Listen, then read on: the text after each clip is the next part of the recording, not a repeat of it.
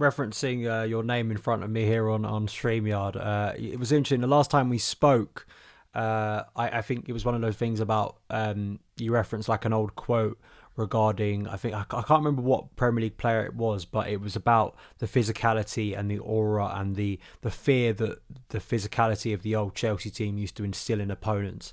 And I think one of the things that excites me about next season is the idea of having Andrey Santos in central midfield. I just want to speak a little bit about him because I know you're a big admirer of him. And to be honest, I think even if you've not watched every Strasbourg game, I think it's very hard not to be excited based on how he's performed as a young player, as someone who's got a lot of senior football under his belt now, and also maybe brings a not just an aesthetic, but I think a profile of midfielder that unfortunately has been lacking in Chelsea central midfield for a period of time now. Yeah, I feel like this is going to be like dedicated to Jessica Ferrata. I'm probably really butchering her side in there, so apologies there. But I know she's probably one of the best Chelsea fans when it comes to anything South American, but particularly Brazilian. She's incredibly knowledgeable about pretty much all of that. So this is a little bit of a dedication to her here, of course. But yeah, he in my opinion he's the new direction of where midfielders are going in terms of ability. You know, this is somebody who is a pit bull defensively, will fly into tackles, has great positioning, great sense of timing, can do all of that dirty, if you want to stick him just as a box standard holding midfielder, can do that, has the vision, has the athleticism, has the aggression, timing, all that sort of stuff there. But then you chuck on the goals, you chuck on the ability to attack the penalty area like a Lampard, some of the runs he makes, some of the headers he scored from set pieces. Like there is a goal scoring instinct in him that you can't really sort of coach. And I think he's had that ever since we bought him. And I think that ridiculous Brazil tournament he played in where he seemed to be scoring like a hat trick every game or whatever. It felt like he was on the score sheet almost every single game. Midfielders who are true box to box players in the sense that he will impact the game in every third. And as much as, to say we've got some very good central midfielders at Chelsea, I don't think you have somebody that really is that sort of proper box to box, defensive middle, offensive third player that has real quality in every single area. You've got players that are good in two parts of the pitch. But I think he gives you the range and the quality to really hurt teams. And, my personal preference, I would always play a midfield three. I know that it's not necessarily Maresca's way there. But if you're going into next season, you've got a potential midfield three of let's say it's Santos, Caicedo, and Enzo. That's a real interesting mix of abilities and skill sets. And having two options in midfield that score regularly, 10 goals a season potentially.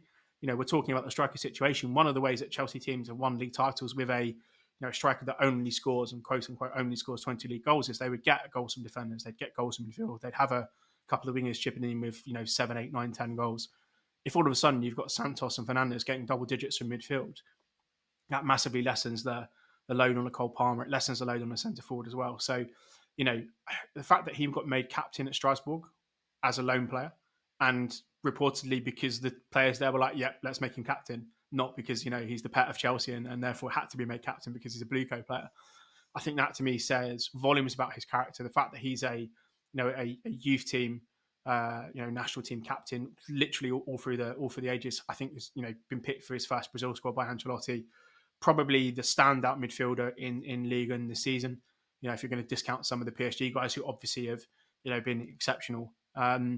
Probably if he wasn't a Chelsea player, probably would be going to a PSG or Bayern or somebody like that like this summer. He's had that kind of season where the elite and the absolute best of the best in the elite clubs in Europe would be buying him.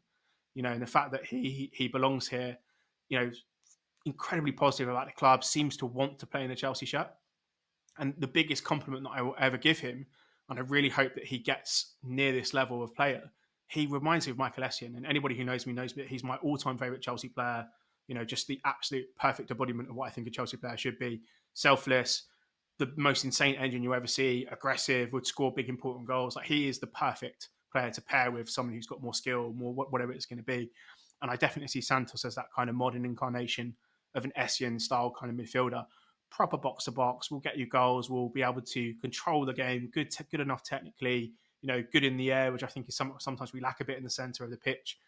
Great athlete, very, very, very smart. That's the most important thing is he's got such good game intelligence, and he's a very, very strong leadership candidate as well.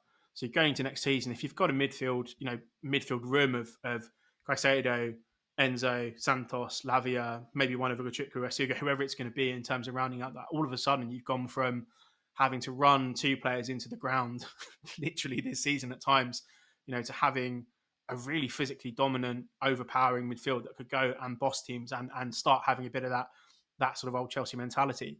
That will be the closest midfield trio I think we'll get in modern times to the old Ballack, Essien, Lampard triangle that we used to see. And that maybe is massively overselling what's there. But in terms of what they could be, you've got that mixture of skill sets. You've got a perfect storm almost in terms of midfield.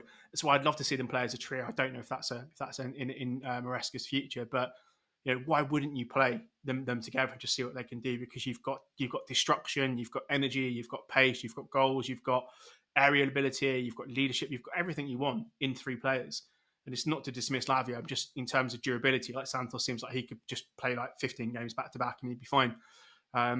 So I think that for me is going to be the one that I'd like to see. He's the player that I'm most excited to see new kind of addition next season in a Chelsea shirt.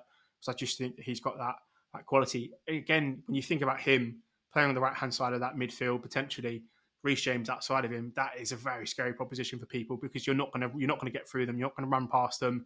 You're not going to bully them. All of a sudden you've got this kind of very, very young, powerful, dominant right-hand side.